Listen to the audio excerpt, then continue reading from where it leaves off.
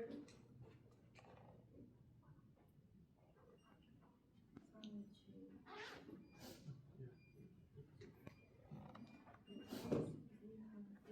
Maybe you have to. You have to.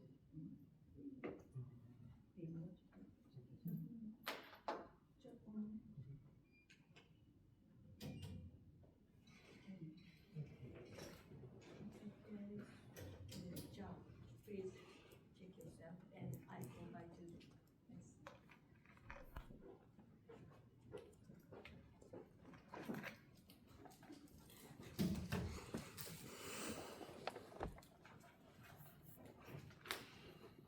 Only 4 questions today, but you can think a little bit more.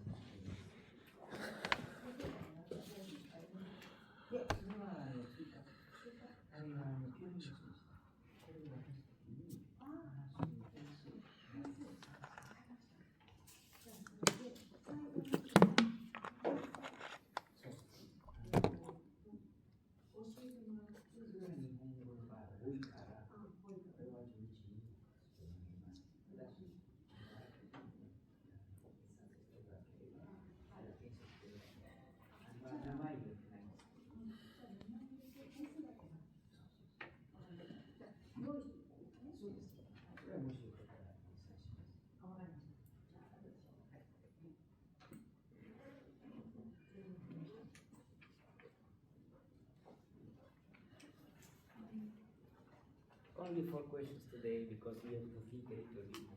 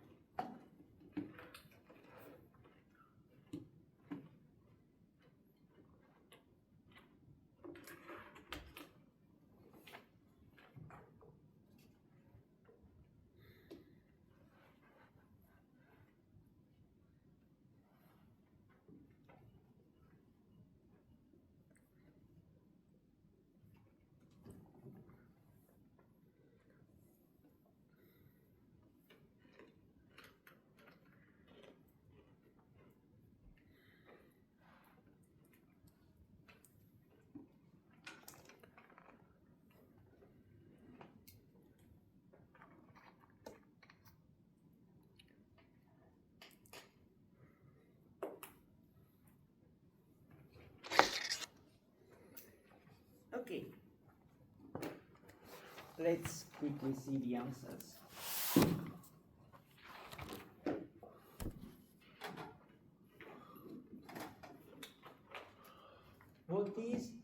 What are the directions that cannot be perpendicular to A glide, B glide, and C glide? What is an E glide? It's a mirror plane that makes a reflection and a translation parallel to A. It can be perpendicular to C, it can be perpendicular to B, but it cannot be perpendicular to A, because if the glide is along A, it cannot be perpendicular to A. So this is impossible. Of course, the same will be for this, and the same will be for this. Okay. Others are possible, but A perpendicular to A, B perpendicular to B, C perpendicular. So the wrong answer, the correct answer is impossible, is B, A, and B. Because you have A perpendicular to A. This cannot be possible. Second, well, I think it should be quite clear. If you have an atom at plus and you do a 90 degrees rotation, which is 4, 3, you go here.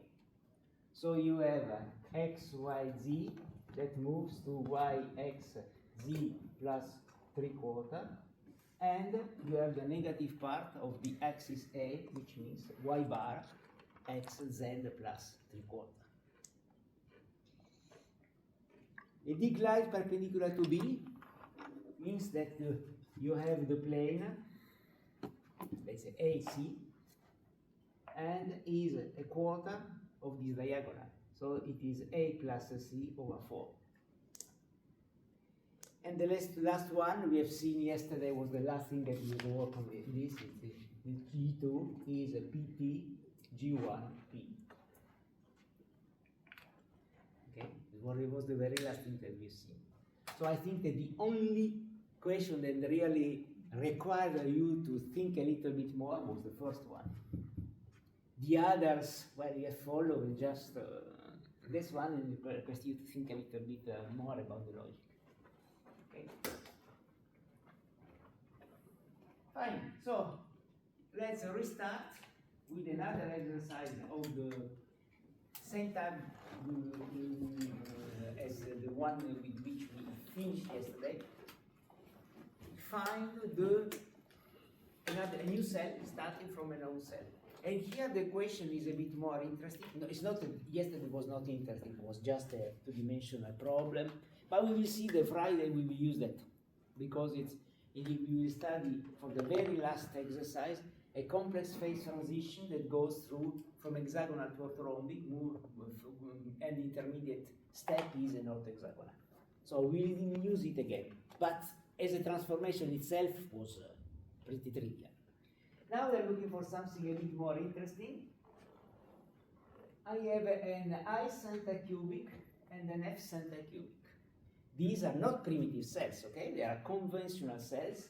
The I center is a double, contains 2 lattice nodes, and the F center is quadruple, contains 4 lattice nodes. And I want to compute the primitive unit cells of these, which are not conventional, but of course, you can use it. And this is what we do when you do graphic calculation in software. Move to the primitive, do all your calculation, move back to the conventional, and print out the resulting convention. So, what we need to do is, first of all, to compute the transformation matrix P. Okay? So how do we do the transformation matrix? Remember,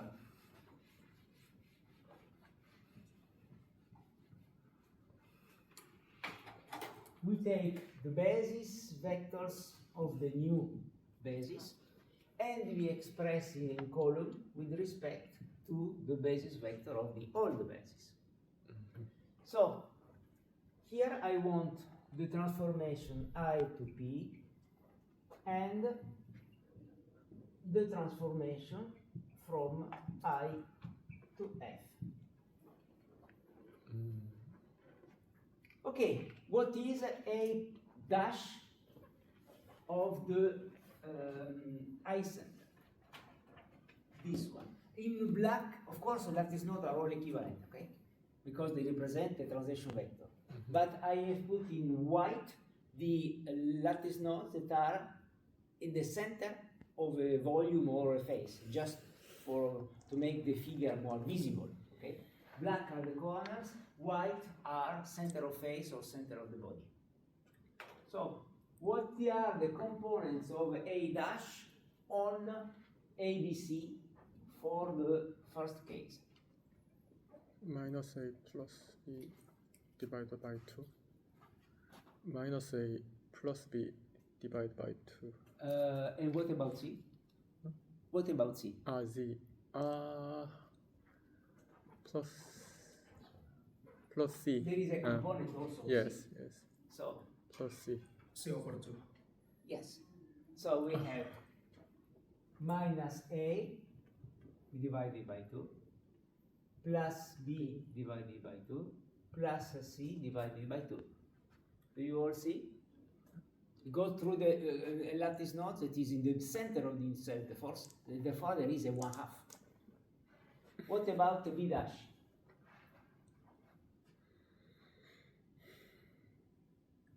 A over 2 minus B over 2, C over 2. What about C dash? A over 2, B over 2, Minus Minus C. Pretty symmetric, isn't it? Of course, you can also write this in a easier way, in this way. We take the 1/2 outside, it's easier to deal with. What about the F center? Center.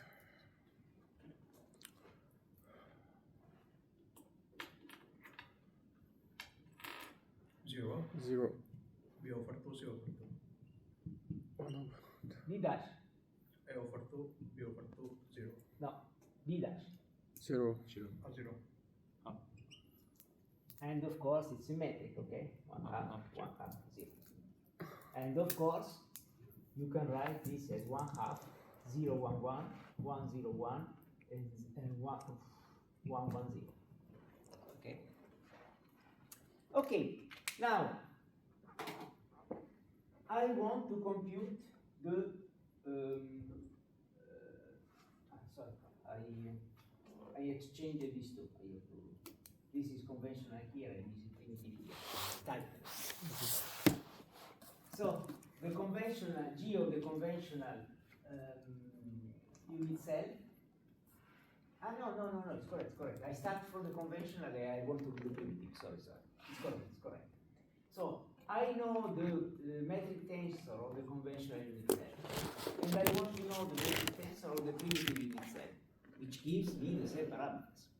So what is the G of the metric tensor of the conventional unit cell, which is cubic?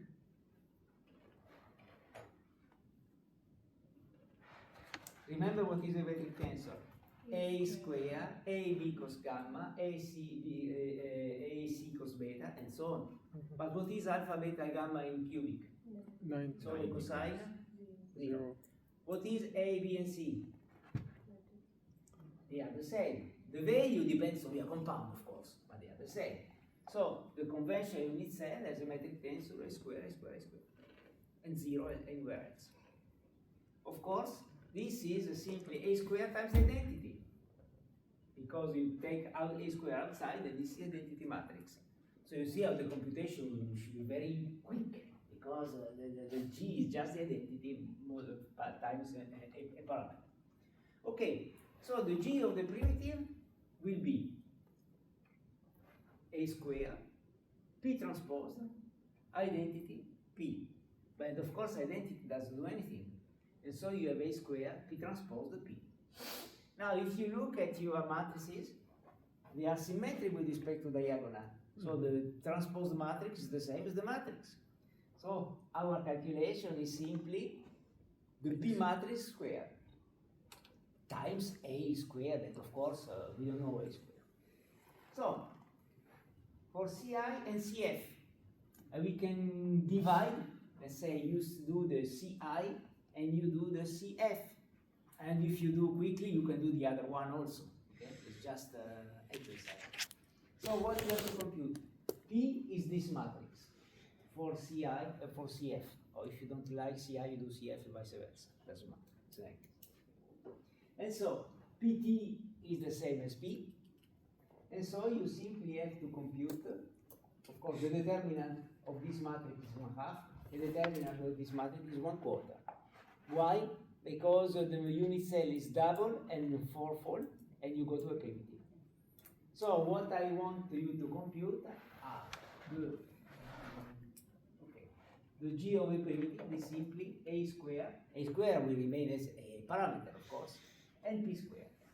So you compute the metric tensor of the primitive unit cell, and then you compute A, B, C, alpha, beta, gamma of the primitive unit cell.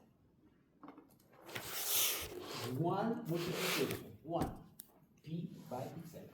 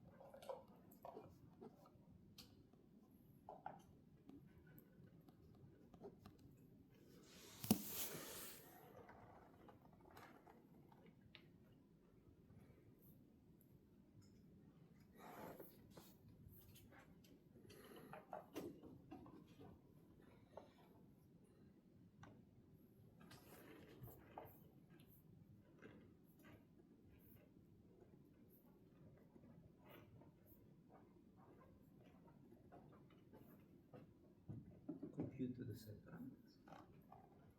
We see a square, b square, c square.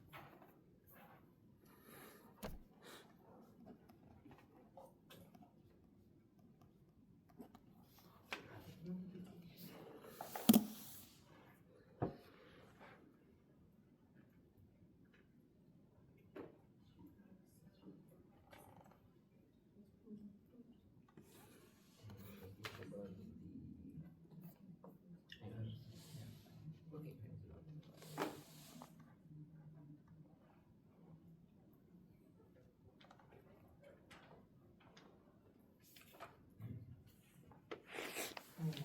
Remember, you have set parameters. A, B, C are capital. B, C is a square of A, Mhm. square of B, C square of B, A B cos gamma, A C cos beta. You need to give me A, B, C are capital gamma. And don't make it answer.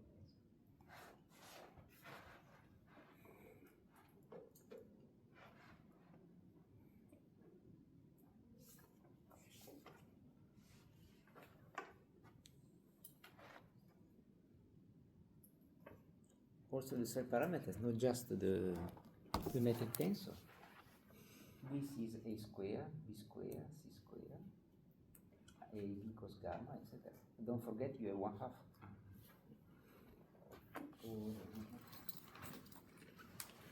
Set parameters. Also the set parameters.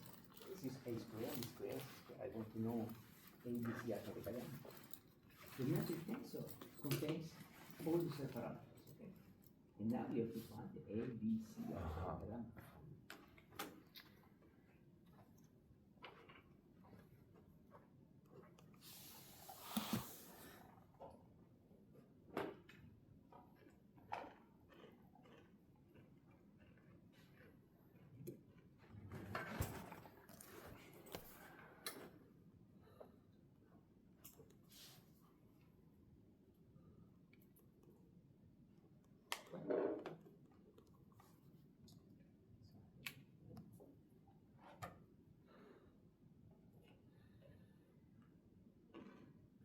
Three over 4 is not the same as 4 by 3.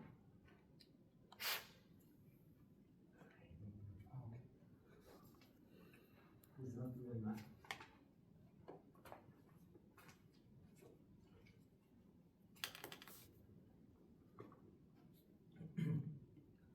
Masamusan, this is the B square. Metric tensor. Yes. This is b square times this, and this means that a dash is the 3 to your a, and this is square dash. Yes, yes. So what is a dash? The square root of a. A dash. A, the new A. The A of the this is a this times this. Yes. A square and the set. The metric tensor is a square, b square, c square, a b cos gamma, b c cos beta. Really, it's not.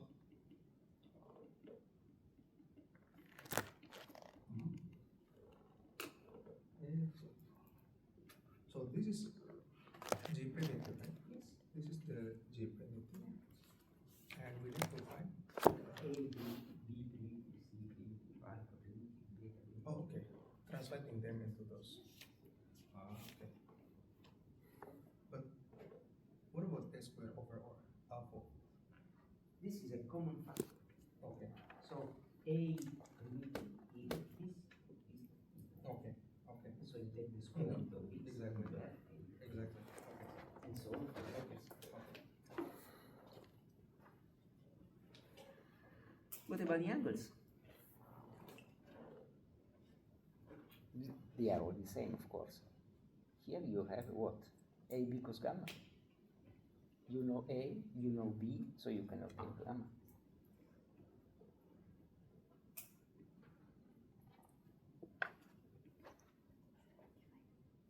No. I think you forgot the sign. Oh, no.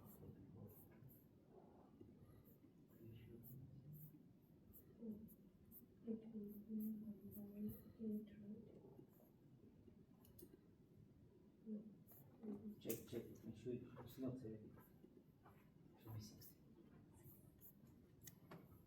You are doing which df over f should be 60.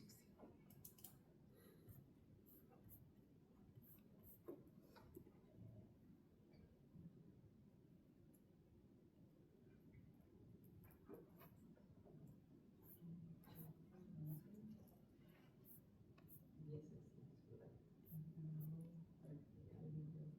Okay, so what is the angle? Gamma is. No. Don't have a, you could do by your computer whatever calculation. Cosine, arc cosine of minus 1. Is it?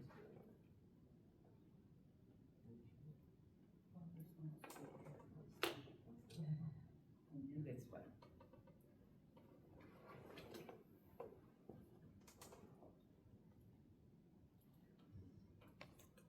You have problems with calculations. The angles does not contain alpha. A, your numerator, denominator, and then they go away. The ABC are a function of A, the original A, but the angle are not a function of A.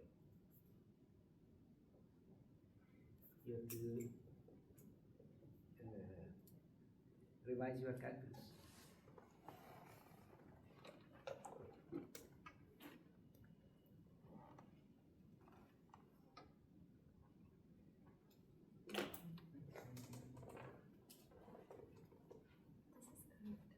This is correct? Yes. I think so. I don't remember. Maybe you have to check.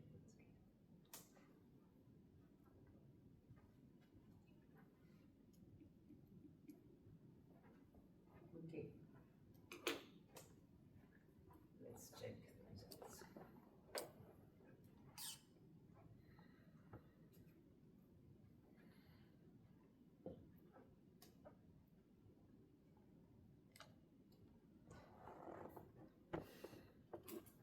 You get this? Yes.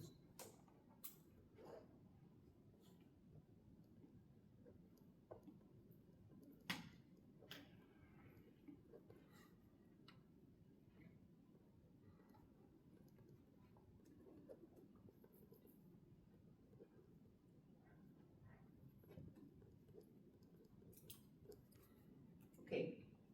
So, Sorry?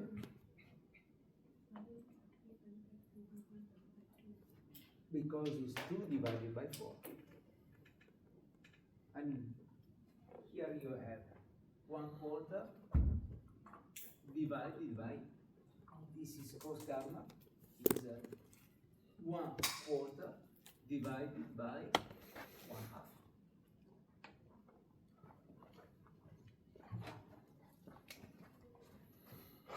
A B cos gamma equal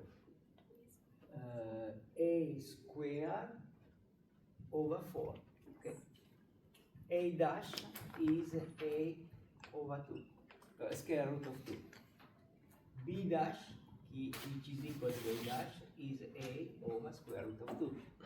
So cos gamma is A square over 4 divided A square root of 2, A square root of 2, which means A square square, 4, 2, which is 1 over 4 divided by 1 over 2, which is 1 over 2.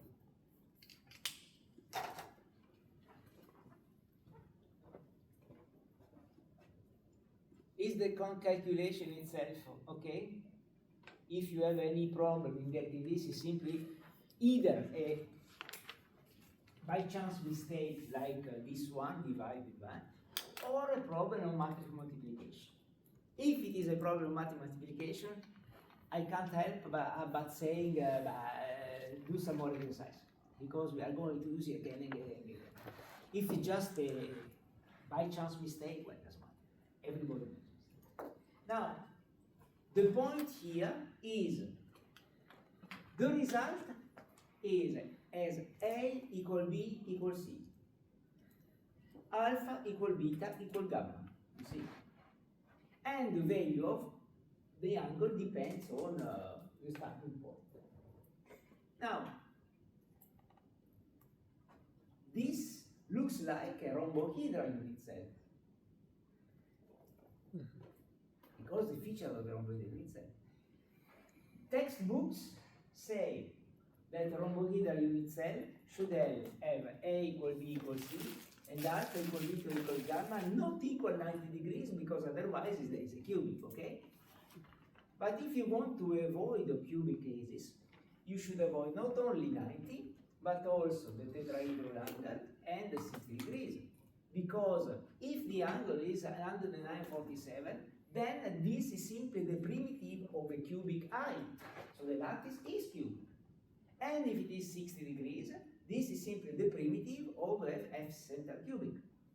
So if we go back to the first day, when I showed you the list of restriction on cell parameters, I said, for the structure, we don't have to give different from, because the lack of symmetry cannot impose any restriction.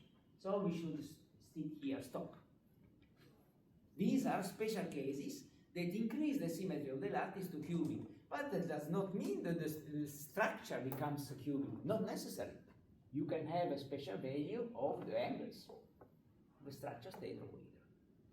If you want to speak about the lattice and say, I want a lattice that is rhombohedral but not cubic, then you have to avoid not only 90 degrees, but also 109.47, which is the angle of a tetrahedron, and 60 degrees.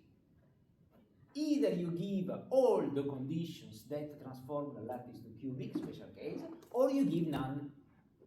And textbook give this one, but not the others, which is nonsense, of course. All or none, but not just some. Okay. Please remember, because these matrices will come back tomorrow when we work on the reflection conditions. Because when in the diffraction pattern you see an integral reflection condition that comes from the fact that you have chosen a unit cell I or F, when we see the effect on the reciprocal space, and we will need to come back to these matrices. Okay, so we have seen them, we use them again, but why is this matrix? But we have just seen. Okay, so we come back. A matter of warning: if you chose positive of one of these instead of negative, so plus A instead of minus A, you would get a matrix that looks less symmetric, and of course you will get some difference. In particular, you will have one angle. Of course, this is again the same with plus instead of minus, so you redo blah blah blah, and what you get, A equal B equals C, of course, but one angle will have minus 1/3 and the other plus 1/3, which means that you will have one angle that looks like different from the others. But this is simply 180 degrees minus the other one. So it depends on how you choose your angle, the real symmetry may be hidden. But for F, it's quite obvious, 0, so that's not a problem. For I, you may get a result that looks, that's not, yes it is, simply that you have taken your axis positive instead of negative. Okay, be careful about it. Okay, Mrs. Takahashi will upload the complete series of these slides so that you have the answer in a few minutes when she comes back from the supermarket. Okay, up to here, you see how easy it is to move from one reference to another, one coordinate system to another coordinate system. You get all the cell parameters, everything, by a simple matrix multiplication. Yes, in this case, the starting metric tensor was the identity matrix apart from a constant. So the calculation was quicker. But even if you start from a triclinic unit cell, what is the difference? Well, you simply have a calculation that is a bit longer. But in itself, if you know how to multiply two matrices, you can do any crystal system. You won't give you any additional difficulty, just a calculation. Okay. can move to, finally, matrix representation of asymmetry operation. And here we will play a little bit, and then I think we have time to go back to a couple of examples that you've done yesterday in geometry and see how we can work with it on matrices. Okay, let's start from a positioning space x, y, z, and we move to a new position x dash, y dash, b, z dash. How do we represent this transformation? Because this is in isometry, in general a fine transformation, but in our case it was in particular it's isometry we are interested in, we can represent it by a matrix and a vector. Okay? So this is x, y, z starting point, x, y, x dash, y dash, z dash. You have a matrix that represents the linear part and a vector that represents the translation. The linear part is rotation, reflection, inversion, rotinversion. And the translation part, in general, this is an affine transformation. If the determinant of the matrix is plus or minus 1, this is an isometry. And we are interested in symmetry operation, the special case is of isometry. So the determinant will be plus 1 for first kind operation, and minus 1 for second kind operation. Now, because of time, because just a small anecdote. Do you know why the international tables use WW for the matrix and vector? It's a very funny story. It's just an anecdote, but it's true. Why they have chosen W? Well, among the famous crystallographers, German crystallographers, we have some very big names. One was Hans Wondracek.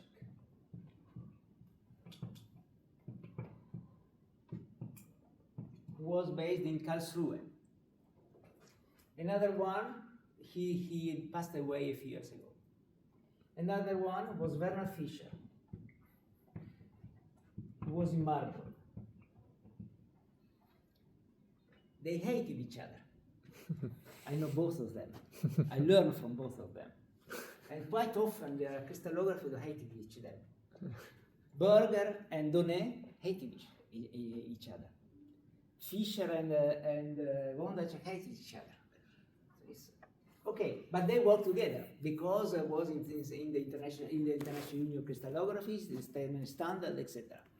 And so when they had to decide the symbols, Wondracek came up with a proposal saying, okay, we use capital W for your name, first name, and lower W for my family name. And it was humble saying lower K for me. And Fischer accepted, and so that's why we use WW. It's true, I learned from Werner Fischer, so just an anecdote. Okay. There are many funny stories that I can tell you. Anyway, this is why we use WW. Okay, this is often written also in synthetic way. You put a matrix, a vertical bar, a vector, and we represent this in a short annotation. We can simply use W matrix and W vector, synthetic way. We write it also as a matrix column pair with a comma in parentheses. And the physicists are used to cite notation, where you can make a vertical bar within brackets. Different way of writing the same thing. Okay, you will see all of them next. Okay, let's analyze this matrix representation. The matrix is the linear part. It's a point group operation. The vector is the translation part. It contains, in general, two parts. One that is called intrinsic, is the screw or Gray component. And the rest is location part. It tells you the location of the symmetry element is not at the origin. If it is at the origin, the location part is 0. Okay? So you always have to split the translation part into two components. Could one or the other could be 0. Both could be 0. In general, they are not 0. Let's see what is the meaning of this. Take an example, I have a plane, I have a position vector R1, and I perform a rotation about an axis that does not pass through the origin. The result will be an atom with a point and with position R2. I add an intrinsic part, suppose this is screw rotation, and this is the final result. Okay. How do we express this operation? Well, first of all, we have the matrix. But the matrix gives us the rotational component, and there is no information about translation and position. So this means that this matrix represents the rotation, the correct rotation about an axis that goes to the origin. But our axis is not to the origin. But the matrix does not have this information. So if we apply this matrix part, this means that we apply to this atom the rotation of the correct degree, but about an axis that is in the wrong position. Then we add the intrinsic part. And so we get an R2 dash, which is not the correct position because the axis is not in the right position. So up to here, we have in a part of the operation. To get the correct position, we simply have to add this location part, a translation that moves the atom to the right position. So we get this part, and we get finally the correct position. So you see the matrix gives the linear part, no information about the position, translation, etc. The intrinsic part will give you the screw line, but then you have to move the atom in the correct position if the element does not pass through the origin. When we have two operations, the product of them is an operation that belongs to the group, the notion of group, closure property. How do we represent that? Let's take from start from position x and goes to x dash. X dash by a matrix column pair UU. Then from x dash you go to x double dash with the matrix column pair VV. We want to go directly from x to x dash, and this will be our matrix WW. Okay, how do we represent x dash? With UU applied to x, which means by x double dash is VV applied to x dash. And x dash is also obtained directly from x by applying UU, because x dash is x times UU. To this result we apply VV. Let's work it out. What is a UUX? It's the U matrix applied to x plus the U vector. To this you apply the V matrix and you add the V vector. Matrix multiplication, you have VUX plus VU plus VV. So this is the linear part, which means our W matrix, and this is our correvector part, which is our W vector. Should be equal to this. So compare, we have the product of the two matrices is simply the product of the two matrices is directly the product of the two matrices. But for the vector we have V, the matrix V times the U vector plus the V vector. And I write this easier to remember. The left matrix with the right vector plus the left vector. So I write this in color. Left matrix, right vector plus left vector. And this is how we compute the product of the matrices. What about the inverse? Because we need to compute the inverse operation, the presentation of the inverse operation. If I go from x to x dash with the matrix column pair WW, I go from x dash to x with the inverse of this, which will be some UU. Let's compute the UU. Okay, UU times WW, if they are one the inverse of the other, they must give a result identity and zero vector, because they are the inverse. So let's do the product. U times W and the U matrix times W vector plus U vector. This is the vector part. Let's compare. We have UW is I, which means that U is the inverse of W, but for the linear part is linear. For the vector part, what do we have? UW plus U should be 0. But what is U? Is W minus 1. So the sum of these should be 0, which means that the U vector is minus the inverted matrix times the vector. And this is how we compute the representation of the inverted. Excuse me. Yes. But in this case, the U is not the U and V. It's another operation representing U and V. U and V. no, because here we are simply the inverse. I have the A general inverse. general inverse.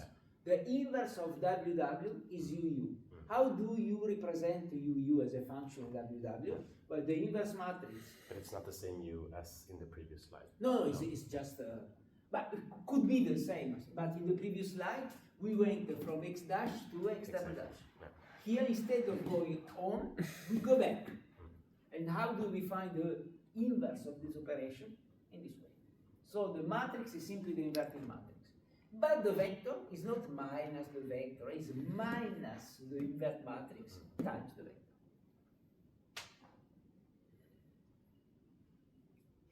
We can also use an augmented matrix 4 by 4, which is not a 4-dimensional space. Okay? It's 3-dimensional space with some calculation trick. So we use a 4 by 4, where the 3 by 3 part is our matrix. Then we have the column of our vector, and we finish with one line 0, 0, 0, 1. If you use this augmented matrix, then things are more straightforward, because the product of the two are simply the product of matrices, and the inverse is simply the inverse. Compare. We can use this for augmented matrix or the matrix column pair in this way. When we do calculations by computer, we use that one, of course. When you do calculation by hand, you do what you want. Of course, it's easier to compute the inverse of a 3 by 3 than a 4 by 4 when you do it by hand. But use what you want. When you do by a spreadsheet, you write a routine in whatever language you want, of course use the 4 by 4, is the most general case. Okay, there are two invariants in a matrix, the determinant and the trace. The trace is the sum of the diagonal elements. Invariant means that even if you change the basis, they will not change. So when you move from one coordinate system to another coordinate system, the element of the matrix will change. But the determinant and the trace will not change. These are invariants. So they must give some information. The determinant, we already know, gives the expansion or contraction of the volume. We know for an isometry is 0, the expansion, I mean it stays constant. +1 for first kind, -1 for second kind. And this is what we already know. First kind isometry is +1, second kind isometry is -1. What about the trace? Let's see what it represents. Because a trace is an invariant, I can compute it in any coordinate system I want. It won't change. So I start in a very simple case, orthogonal coordinate system, even a Cartesian coordinate system, A, B, C, and I perform a rotation about the c-axis. So this means if I do a rotation by an angle phi, black A goes to red A, and the black B goes to red B with the same angle phi. So I want to compute the components of A, B, C, C will be common, on the original ABC. Of course, this is cosine, this is sine, this is cosine, and this is minus sine. Okay? Triangle, a rectangle triangle.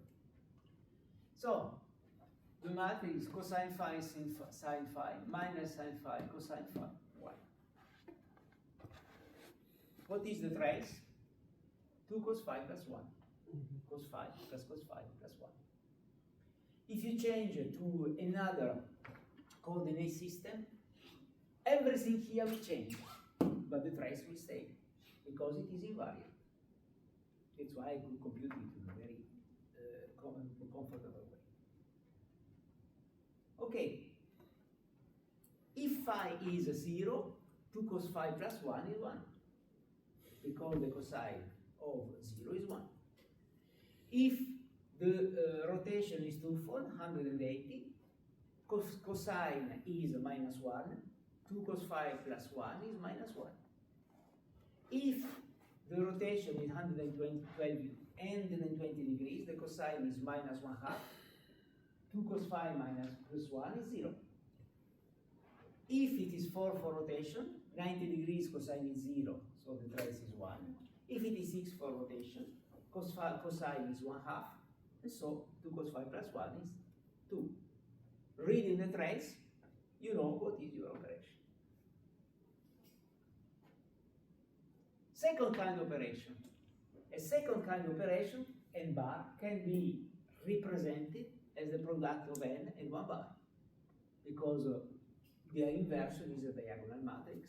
So you go from cosine, sine, you change the signs, which means that all the traces will be also with the inverted sign.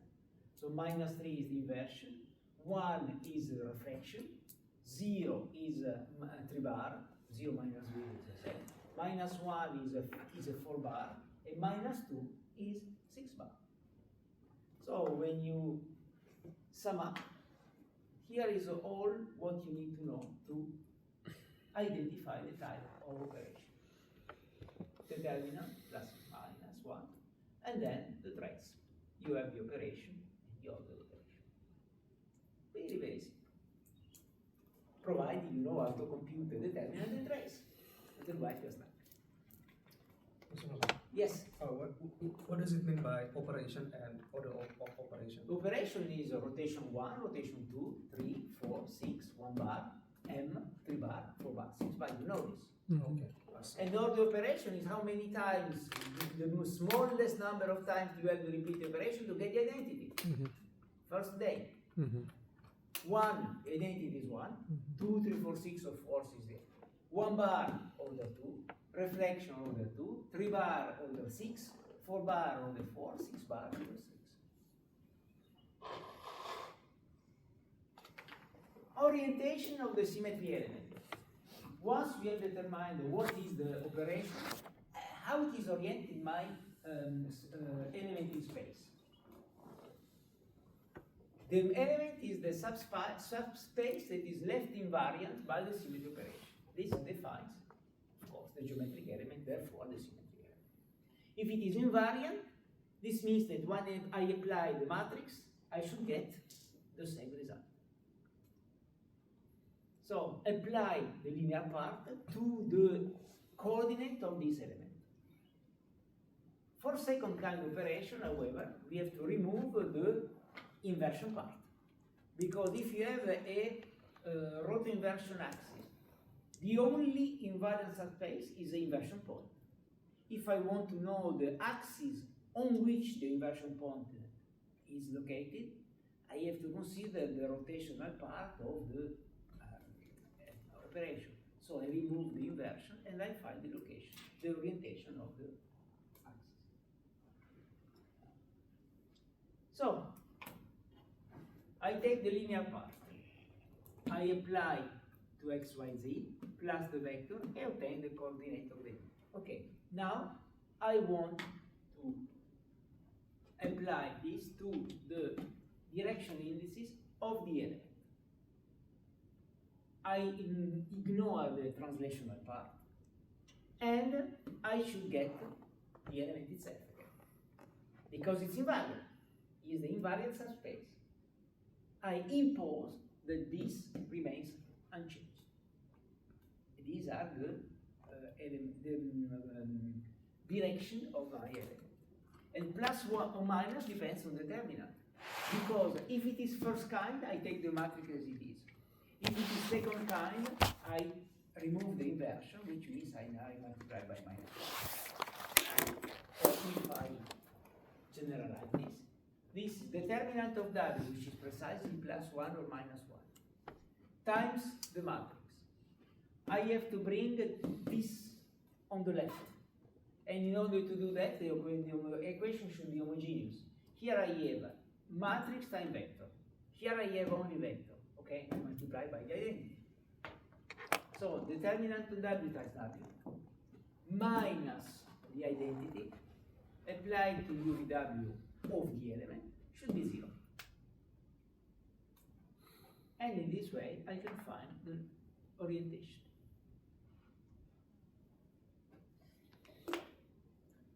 Let's try. This is the representation of always unknown symmetry operation. What is the determinant? 1. 1. So this is a first kind operation. What is the trace? 1. So what is the rotation? 2 cos phi plus 1 equals 1. 90. 2 cos phi equals 0, cos phi equals 0, 90 degrees. So this is a 90 degrees rotation, but we don't know about what. So in order to find it, we have to apply the matrix with the plus sign, determinant is 1, so matrix is itself, minus the identity. This applied to UVW, which I want to find, is 0, 0, 0. Find it.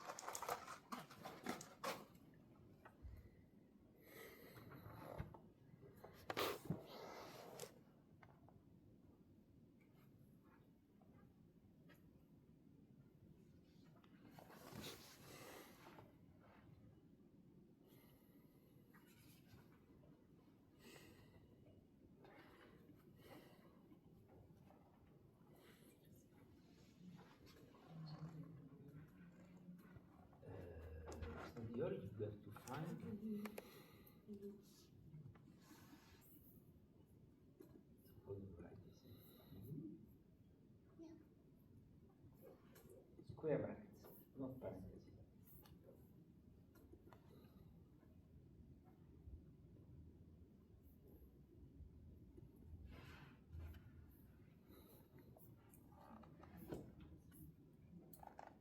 Do this like this.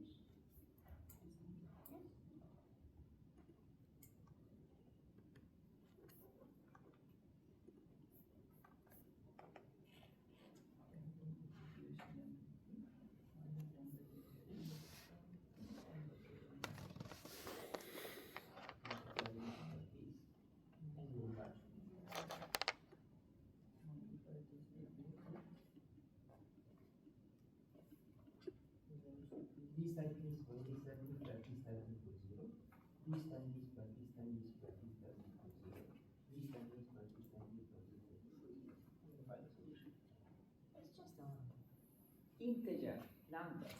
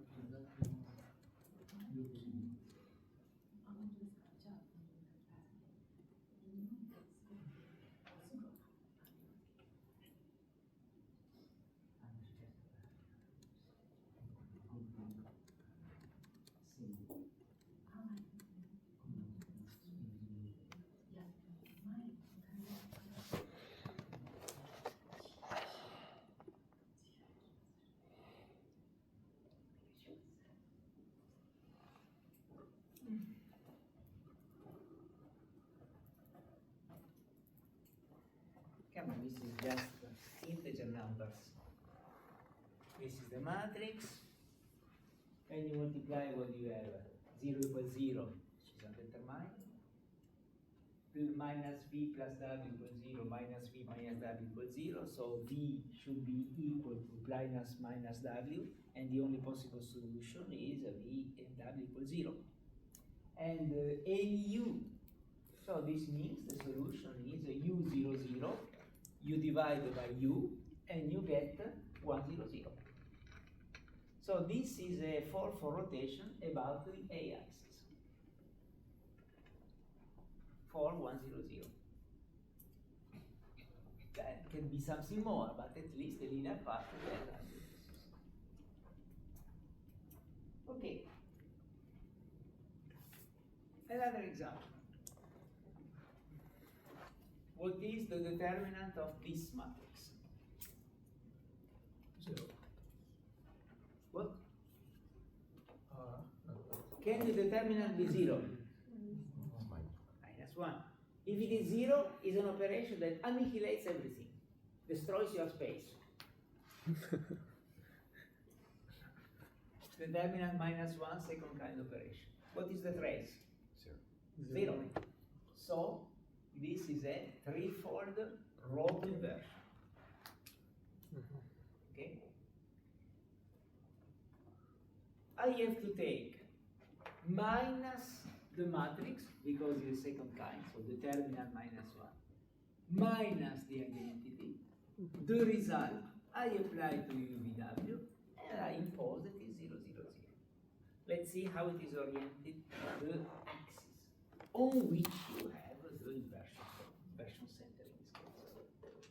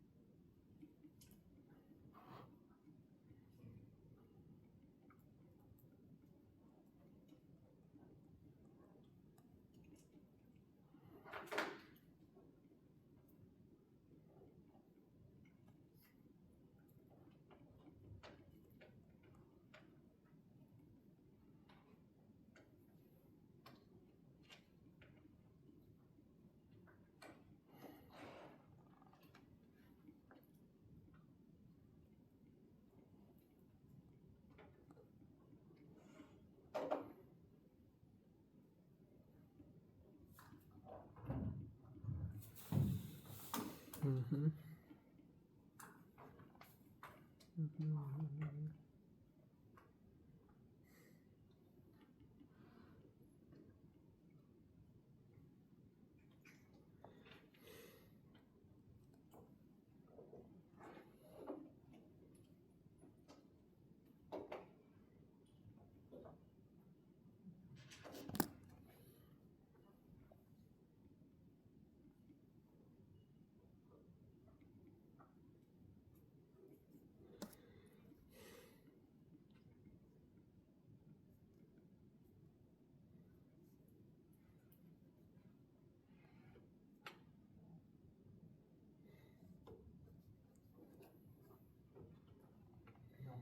minus this one. Which is subtracted.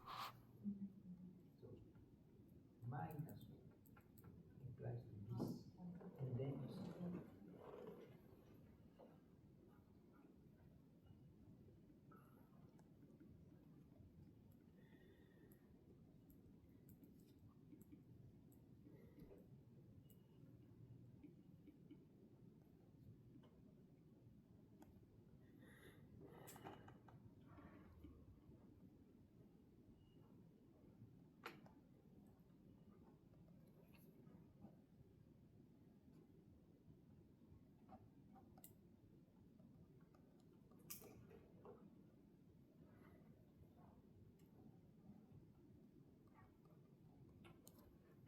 You express everything as a function of 1, and then you divide by f1.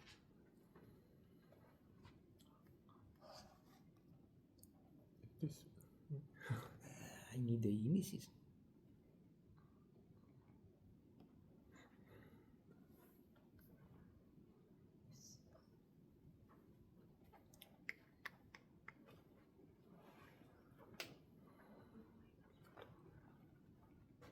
Yes.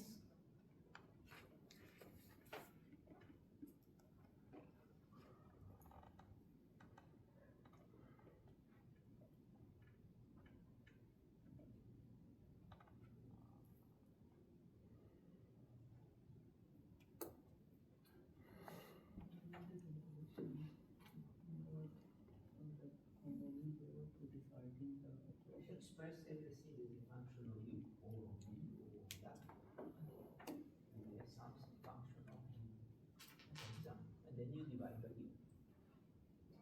Yes. Square bracket, yes.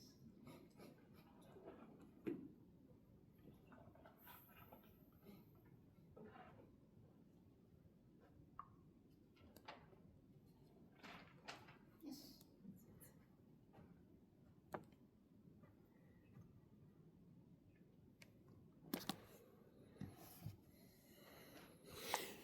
But we want to know the axis.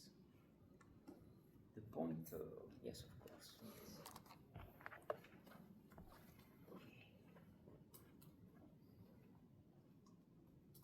This should be your matrix, which means that you have a minus v, u minus v, minus v minus w, u minus w. Everything will be expressed as a function of one parameter, which is the one you want.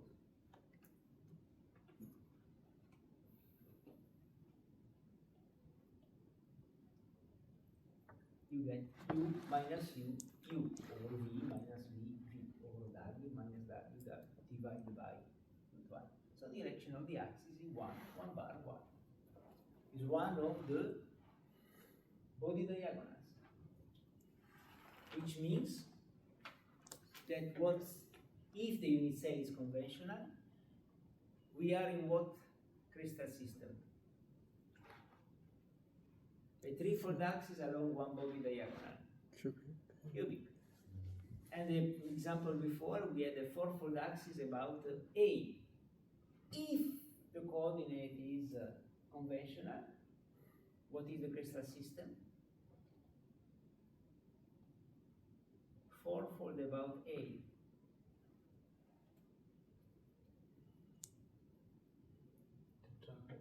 No, tetragonal would be C if it is conventional. Of course, you can do a non-conventional setting, doesn't matter. But if we have a conventional setting, the tetragonal, the fourfold axis of the tetragonal is along C. In which crystal system we may have a fourfold rotation about A, but there is no fourfold rotation after all. Hexagon. Exactly, there is no fourfold rotation. You said? Cubic again. A, B, C, first position. You may or may not have fourfold axis in cubic, but if there is a fourfold axis, there is one along A, one along B, one along C. The feature of a cubic crystal is to have a threefold rotation or rotoinversion along the body diagram. There may or may not be fourfold rotation axis, but if they are, then you have one along A, one along B, one along C, because they are all given. Of course, if the coordinate system is not conventional, then we don't know, depends how you choose them. So this is a 3 bar, 1, 1 bar, 1. Now, when the order of the operation is higher than 2, rotation can be clockwise or anti-clockwise. How we determine the sense of the rotation? We simply apply our matrix to a point which is not on the axis. So this is the first example that we have done, same matrix. I want to see whether the rotation is positive or negative, anti-clockwise or clockwise. So I apply it to any point which is not on the a-axis, because if it is on the a-axis, of course, nothing will change. Okay, for example, I apply on the C. C is a 0, 0, 1. When I multiply, what do I get? B. So, looking along A, I have C that goes to B. Is it clockwise or anti-clockwise? Clockwise, so this is a negative rotation. So I have 4 minus 1, 0, 0. If it is twofold, there is no difference. But if it is 3, 4, or 6, I have to give also the sense of rotation. I apply it to any convenient position. I could apply it to 1, 2, 3, but then it's more difficult to read. If I apply to an axis, then the reading is immediate. Okay? Intrinsic component of the translation. The intrinsic component is the Skrill-Glide component. Let's see. First kind of operation, the component of the translational part is the Skrill. The intrinsic component is the Skrill. In case of reflection, the component of the translation part perpendicular to the axis, which means parallel to the plane, is the glide component. For other second kind of operation, there is no intrinsic component, because a 3 bar, 1 bar, or 6 bar, the inversion point is a point. So you cannot do a translation parallel to a point. The point has no dimension. So if I have a length-fold rotation axis, I have an atom, rotation, translation, and this is my intrinsic part of the translation. If I have a glide plane, this is the axis perpendicular that we grade as twofold inversion, rotoinversion, and an atom here, an atom there. The intrinsic part is parallel to the plane, which means perpendicular to the axis. If I have an inversion, rotoinversion, what would be? I have the inversion, then I go up, but this simply means that the operation mapping into actually its element is here. Cannot be parallel. You don't have a parallelism to a point. Okay, this was our first operation. And now, let's say I have this vector that I've didn't give you before. In this case, it's very simple to obtain to separate the vector into intrinsic and allocation part by simple inspection. I look at the vector and I say, okay, the intrinsic part is that and the allocation part is that. What is the increasing part in this case? The screw component.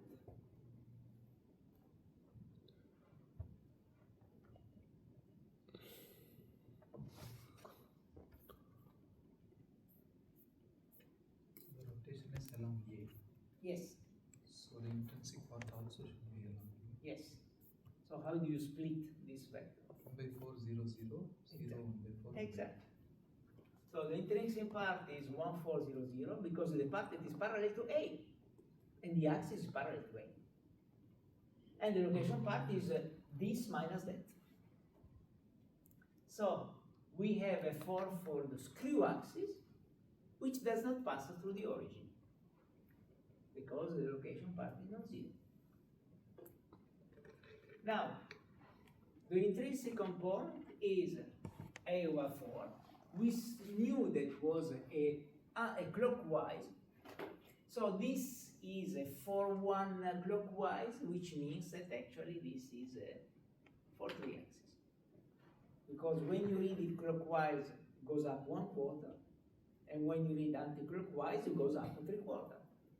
So this is a 4-3 rotation, a screw axis, parallel to A. And we have to find where actually it is, because this does go to the origin. Another example, what is the determinant of this matrix? 1. Minus one. Minus 1. So this is a second kind operation. What is the trace? 1. 1. So what is the operation? 4, 4. 4, 4. No, this is a second kind of operation. 2 cos phi plus 1, change sign, is 1. Equal.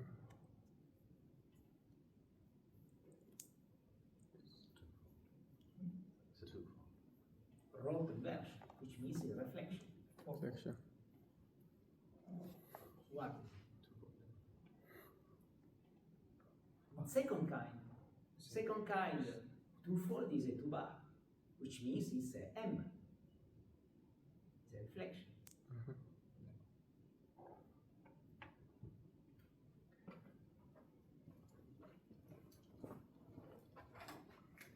2 cos phi plus 1 change side equal 1. Minus 2 cos phi minus 1 equal 1. Minus 2 cos phi equal minus 2 cos phi. Cos phi equal minus y. Phi equal 180 degrees. Mhm. Which means that this is a 2 bar Mhm. because it's second kind, Mhm. but 2 bar actually is M. Middle. So we have to find the direction perpendicular to this mirror.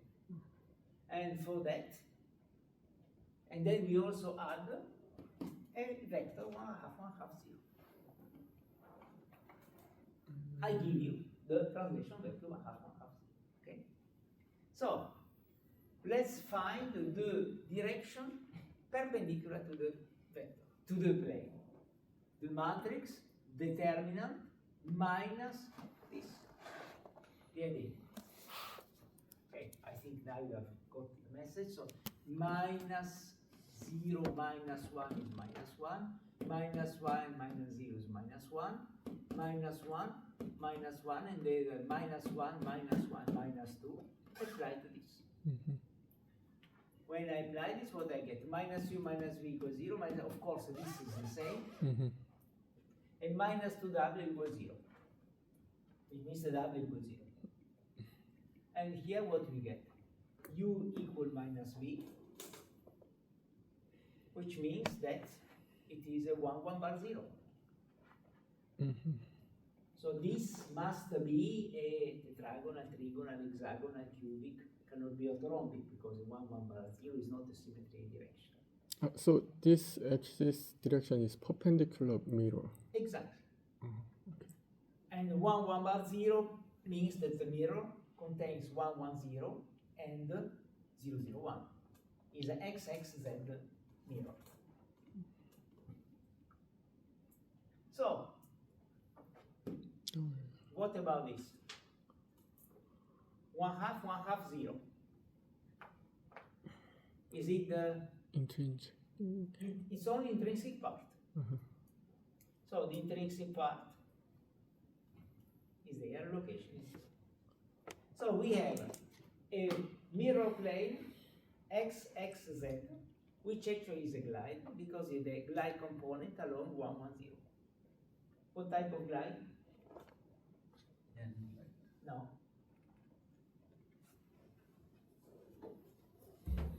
N would be half of the diagonal, but 1, 1, 0 is not the diagonal.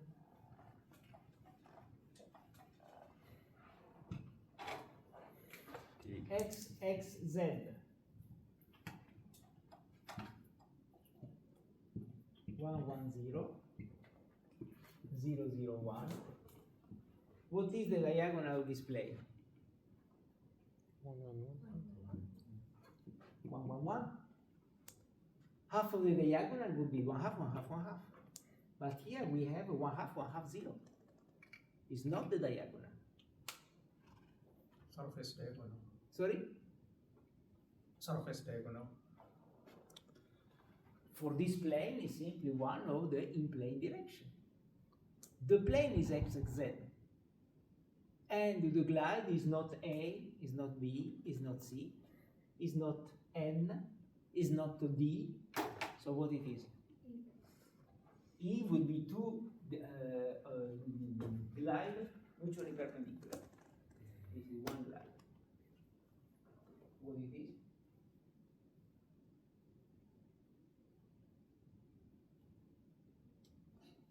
If it is not A, B, C, D, N, E, it is? No, doesn't exist that.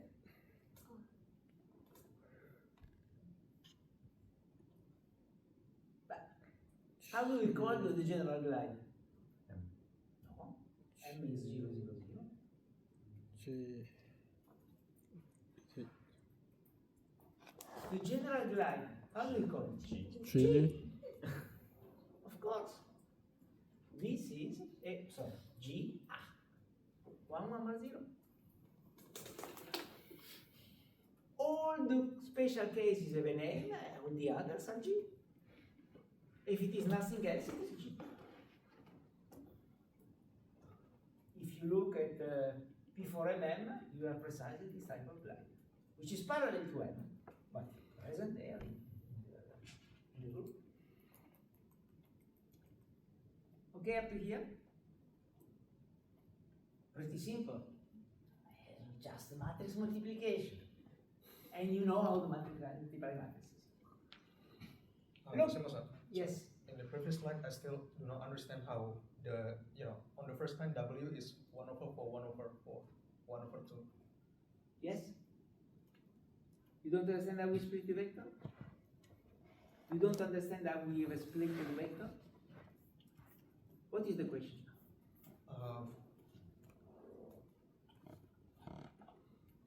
How to split the intrinsic and the In the first case, the axis is parallel to A. So the intrinsic component is the component along A.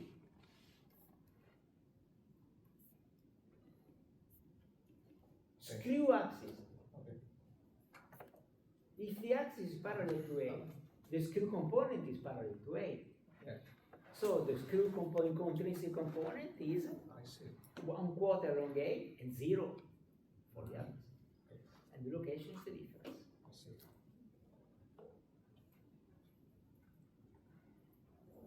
Location of the symmetry element. Once we have found the orientation, but there are still infinitely many possibilities because saying that it's parallel to an axis, okay, but then when does it pass in the limit set? Infinitely many possibilities in principle.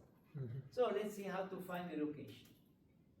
Then the subspace left invariant by a symmetry operation is the geometric element of that operation. So, operations that include the intrinsic component of the translation do not leave invariant any subspace because the screw of glide moves everything. So, geometric element cannot be determined immediately. So what you have to do? Remove the intrinsic component so that we consider only the location. Subspace left invariant by matrix plus W location, if any, because the pure translation does not have it, determines the orientation and the position of the geometric element and therefore the symmetry element. In other words, very simple. Take the matrix, apply to the coordinates of the invariant subspace plus the location part, and you should get the same x, y, z, because it is invariant. Again, put a matrix here, identity, bring it to the left side, and your W minus I times x equals z, x, y, z, plus the location part, 0, 0, 0. And this gives you the location part. In fact, the position of the element. Here we don't have to consider the determinant because we want to find the invariant part, invariant subspace. So if it is a second kind, we want to find the equation of the plane or the coordinate of the point. So it's simply W minus I plus the location part. The first example that we have done, we already know that it is a 43100. Location part is a 0, 1/4, 1/2, because it's total vector minus intrinsic part. And so how do we compute W minus identity, apply to the difference of the two, apply to x, y, z that we want to know, 0, 1/4, 1/2, 0, 0, 0. Find the location of this screw axis.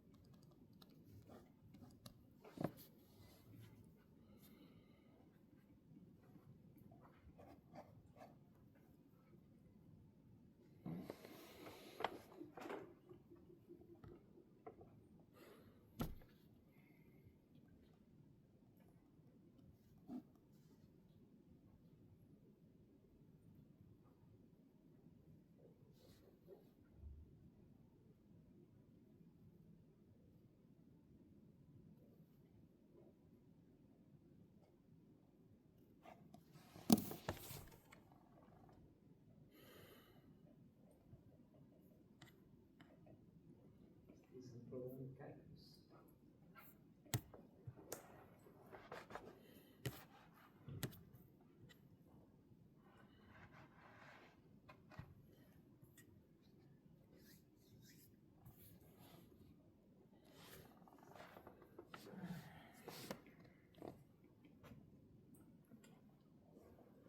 Most of you have got it. So simply the difference of the two matrices, apply to this, what you get? That 0 times whatever, then minus y plus z plus 1/4, minus z minus y plus 1/2, solve with respect to this, and what you get is y 3/8, z 1/8, and any x. Any x because it's parallel to a, so of course x cannot be determined. Okay? So our operation is eventually a 4-3 parallel to 1 0 that passes through x 3/8, 1/8. And this is an operation that you find in FD trivarsity, one of the cubic holohedral groups.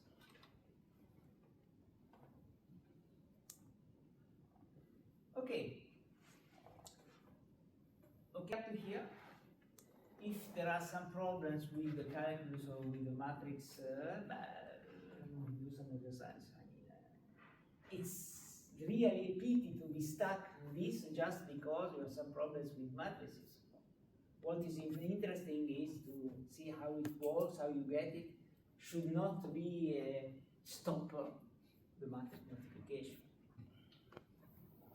Okay, what happens if we don't see the intrinsic part immediately? Because sometimes, in this case was 1/4 of A, you split it immediately. But when it is a bit more diagonal, for example, it's not so easy. So we can find it with a very simple way. Let's consider an operation of order n. The nth applications will result in identity for the linear part and for a full translation for the translational part. Because if the order is of the linear part is n, and in the translation is not 0, when you apply n times, you get the full lattice translation. Okay. So let's express this WW n times. WW n times. And let's work it this. First, the first two. What do we have? The matrices, of course, are product of the two matrices, and then we have left matrix times right vector plus left vector, which are the same, but let's express. So we have W squared, W plus W times W vector plus W vector. And then we are left with n minus 2 times. Let's go ahead. Right left matrix times right vector plus left vector. So what do we get? W cubed, W squared W plus W plus W. Let's go ahead. Matrix times right vector plus left vector. So what do we get? W fourth power, then W squared cube W square vector, W vector plus vector. I think you see how it's going on, okay? When I generalize, what do I get? Go ahead, etc., etc. You get nth power of plus n minus 1, n minus 2, n minus 3, etc. plus the vector. But this vector can also be expressed times identity, the vector. And the identity is what? Is the matrix to the nth power. So this can also be written as and Wn is here, because the identity is the nth power of the matrix. So this can be collectively written as the matrix is simply nth power. And the vector is the sum of the matrices to the power 1, 2, 3, 4 up to n, this sum applied to the vector. And this should be equal to identity, comma, the translation. What we are interested in is this part, which means that the translation part is the sum of all these matrices times the vector. And the intrinsic part will be 1/n of this. So divide by n, and you get your translation part, your intrinsic part. Very simple. Let's do an example. This is a, I think we have seen it. Anyway, this is determinant is +1, you haven't seen, sorry. And the first kind operation, the 4. And the trace is 0. So we have a 3-4 rotation. Now, what is the orientation? And what is the intrinsic part? Let's apply this. So what do we have to compute? We have to compute. N is 3 because it's a 3-4 rotation. So we have to compute W plus W squared plus W cube. W as itself. W cube is the identity because the operation of order 3. So we have to compute only W squared. So this is W squared, W cube, identity, the matrix as itself, and it's W squared that we have to compute. W times W. 1/3 because the operation of order 3 applied to the full vector. What do we get? This. Can you compute the result? So the intrinsic part. This is the matrix. This is the identity. No need to compute it because it's the order 3. Just compute this. Make the sum of the 3 matrices. Apply to this vector divided by 3, and you have the intrinsic part of the operation.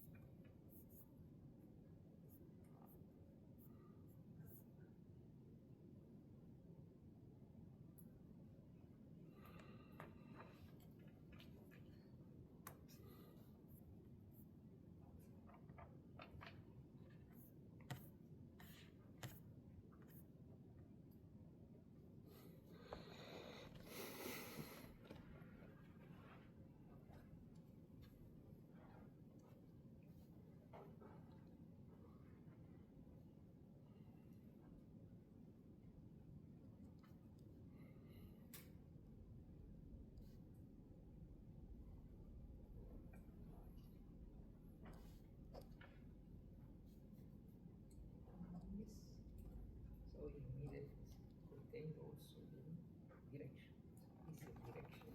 And this is the screw. See? Very simple calculation.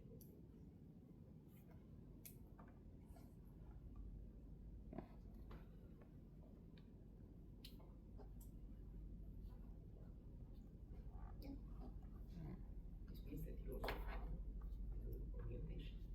Normally, the three component is one third of this. This is the direction of the axis. But this couldn't be seen immediately. From this vector, you don't see it immediately. This is good. There is a mistake.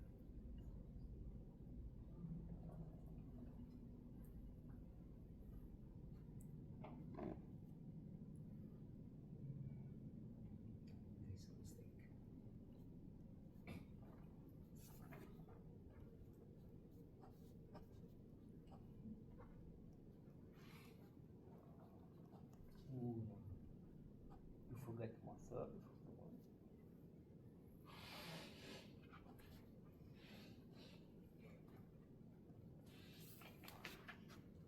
Yeah. Okay, several of you have got it. Once again, it shouldn't be a problem of calculus. So this is a matrix square, and the identity. If you check your matrix square, if there is a mistake, the sum of the three, one third, apply to this vector. The sum of the three should be this one. Check if you haven't done any mistake. And when you, what you get is one third of 1 bar, 1 1. So in this way, you have immediately obtained the orientation of your axis, and the screw component, it is one third of this.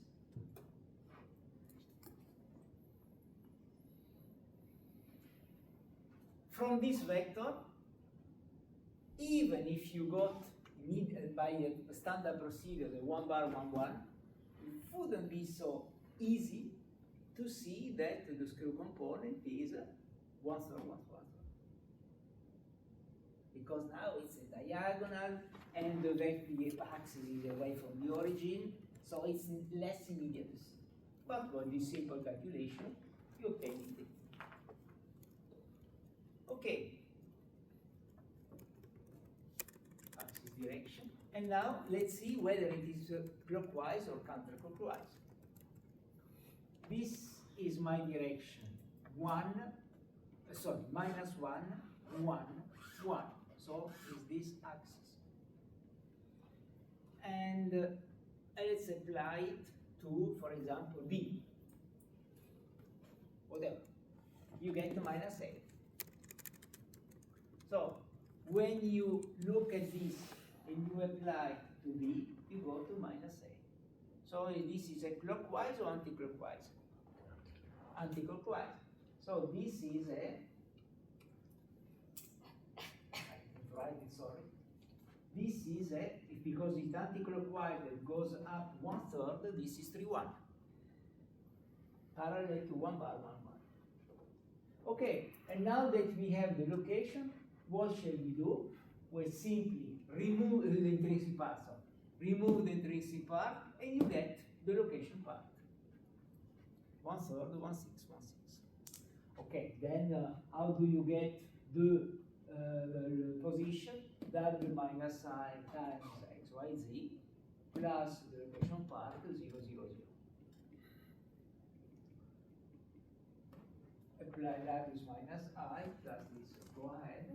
These two, of course, when you sum up, you get the first, and then you have everything function of the parameter, and so you get minus y plus z plus 1 6 equals 0, minus x minus z plus 1 6 equals 0, which means that you can express everything as a function of z.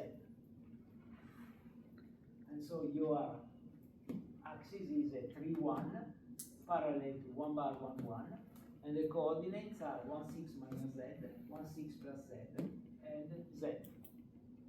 International tables use x as a coordinate, 3 coordinates, so expressed in this way. Okay? Perfect. Sorry. Yes. Sorry. Why the final coordinate is only z? Because from these two equations, you get y as a function of z and x as a function of z. Okay. But then, international tables use x instead. It's one free coordinate, okay?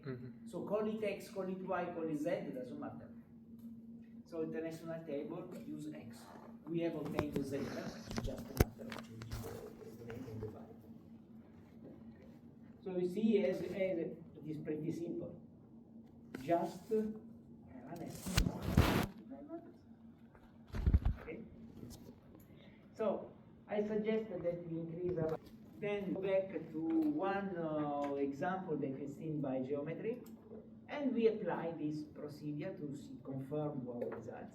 And then we go back to the last couple of slides, where we see how to transform the symmetry operation and change basis. Okay? Okay. Yes, we go. Sorry. The W factor in the slide. Sorry.